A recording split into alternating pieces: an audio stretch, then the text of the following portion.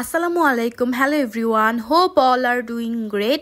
আর একটা নতুন ভিডিও নিয়ে আসলাম। এই ভিডিওতে থাকবে হচ্ছে ফিশ বারবিকিউ পার্টি, ছাদের মধ্যে করলাম, তারপরে আবার এটা কিভাবে কি করলাম সব নিয়ে থাকছে এই ভিডিওতে। So hello everyone, this is me Afsana Hossain, Mim from your favourite page DM dreams. এত কথা না বলে চলো ব্লগটা স্টার্ট করা যাক। ভাইয়াই কিন্তু সব কিছু মেরিনেট করে রাখছিল, এখন ভাইয়াই সব প্রসেস করে আবার সব কিছু করতেছে। আসলে ভাইয়াই হচ্ছে প্ল্যানটা ছিল যে ফিশ বারবিকিউ করবে। এখানে কিন্তু আমরা হচ্ছে তেলাপিয়া মাছ নিছি, অনেক বড় সাইজের মাছ এগুলো, মোট 4টা। ভাইয়া সুন্দর করে সব কিছু মেরিনেট করে রেখে দিছে প্রায় 2 ঘন্টার মতো। এখানে মেরিনেট করছে হচ্ছে মরিচের গুঁড়ো, হলুদের গুঁড়ো, তারপর হচ্ছে মাছের মশলা, তারপর পেঁয়াজ কুচি, তারপর হচ্ছে ধনে পাতা, তারপর হচ্ছে টমেটো সস, বারবিকিউ সস, আর অনেক কিছু দিয়ে মেরিনেট করে রাখছে প্রায় 2 ঘন্টার মতো। এখন হচ্ছে র্যাপিং করতেছে সবগুলো, আস্তে আস্তে এক একটা করে এখন সবগুলো মাছ র্যাপিং করবে। আর মাছ র্যাপিং করার সময় সুন্দর করে মাছের যে মশলার গ্রেভিটা ছিল সেটা হচ্ছে উপরে সুন্দর করে ভালোভাবে মাখিয়ে নিতেছে, যাতে মানে এটা কুক হয়ে যাওয়ার পর একটু গ্রেভি ভাবটা লাগে, মানে থাকে, খেতেও যেন ভালো লাগে। এই জন্য সুন্দর করে গ্রেভি ভাবটা উপরে হচ্ছে দিয়ে দিচ্ছে।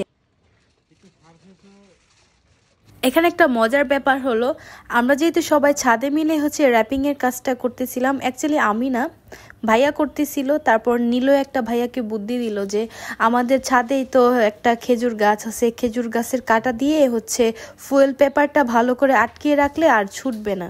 যাক, ভালোই হলো, একদিক দিয়ে এক কাজে 2 কাজ হয়ে গেল।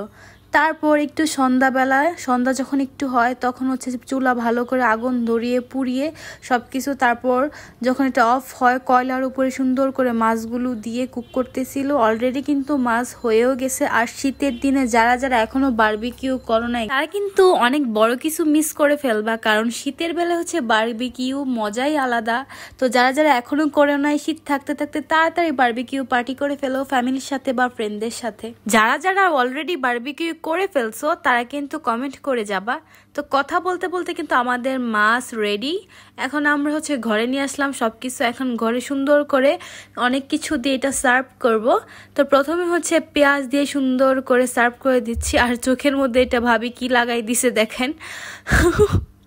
তারপর এই তো সুন্দর করে হচ্ছে পেঁয়াজ, তারপর সুন্দর করে স্লাইস করে লেবু কেটে দিতেছিল। আর লেবু হচ্ছে ফিশ বারবিকিউতে একটা অন্যরকম একটা ফ্লেভার নিয়ে আসে, অনেক বেশি ভালো লাগে। তারপর এটার সাথে ছিল হচ্ছে শসা, তারপর গাজর। বাই দ্য ওয়ে, ভাইয়া কিন্তু এই বারবিকিউর জন্য সুন্দর একটা হচ্ছে সস রেডি করে, ভাইয়ার সিক্রেট।